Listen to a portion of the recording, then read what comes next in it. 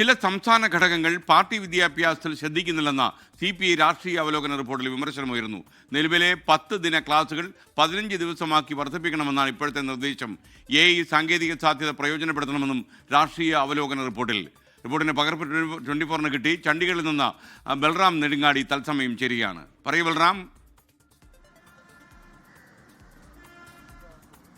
Very good morning SKN. CPIയുടെ 25ാം party കോൺഗ്രസിന് ഇന്നലെ തുടക്കമായിരിക്കുകയാണ് ചണ്ഡീഗഡിൽ. ഇന്ന് പ്രതിനിധി സമ്മേളനം അടക്കമുള്ള നടപടികളായിരിക്കും ഉണ്ടാവുക. എന്തായാലും CPIയുടെ പാർട്ടി കോൺഗ്രസിൽ അവതരിപ്പിക്കുന്ന രാഷ്ട്രീയ അവലോകന റിപ്പോർട്ടിന്റെ പകർപ്പിലാണ് ഇത്തരത്തിൽ ഉള്ള സ്വയം വിമർശനങ്ങൾ ഉൾപ്പെട്ടിരിക്കുന്നത്. പാർട്ടി വിദ്യാഭ്യാസം അത് ഒരു കമ്മ്യൂണിസ്റ്റിനെ സംബന്ധിച്ചിടത്തോളം പ്രസക്തമാണ്.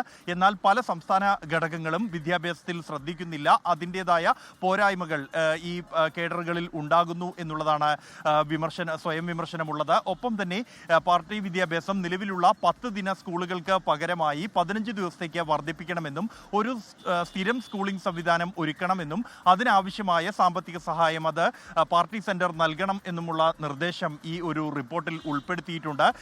ഇതോടൊപ്പം തന്നെയാണ് AI സാങ്കേതിക വിദ്യ അടക്കമുള്ള ആധുനിക സാങ്കേതിക വിദ്യകൾ ഉൾപ്പെടുത്തണമെന്നും ജനങ്ങളിൽ ബോധവൽക്കരണത്തിനും പാർട്ടി കേഡറുകളുടെ വിദ്യാഭ്യാസത്തിനും പ്രചരണത്തിനും ഇത് പ്രയോജനപ്പെടുത്തണം എന്നുമുള്ള ഒരു നിർദ്ദേശം ഈ ഒരു രാഷ്ട്രീയ അവലോകന റിപ്പോർട്ടിൽ ഉൾപ്പെടുത്തിയിട്ടുണ്ട്.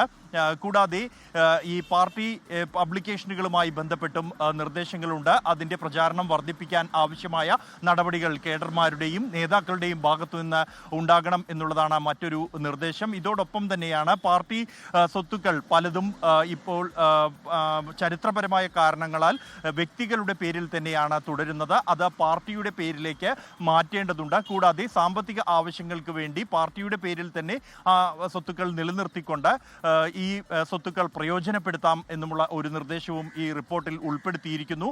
എന്തായാലും CPIയുടെ പാർട്ടി കോൺഗ്രസുമായി ബന്ധപ്പെട്ടുള്ള ഉദ്ഘാടന സമ്മേളനം ഇന്ന് സുരവരം സുധാകർ റെഡ്ഡി നഗറിൽ നടക്കും. മറ്റ് ഇടതു പാർട്ടികളുടെ നേതാക്കൾ CPIM general secretary MA baby, forward block general secretary Devarajan, കൂടാതെ CPML general secretary, RSP general secretary അടക്കമുള്ളവർ ഈ ഉദ്ഘാടന സമ്മേളനത്തിൽ പങ്കെടുക്കും. അതിനായുള്ള അവസാനഘട്ട ഒരുക്കങ്ങളാണ് ഇപ്പോൾ ഈ സമ്മേളന വേദിയിൽ പുരോഗമിച്ചുകൊണ്ടിരിക്കുന്നത്.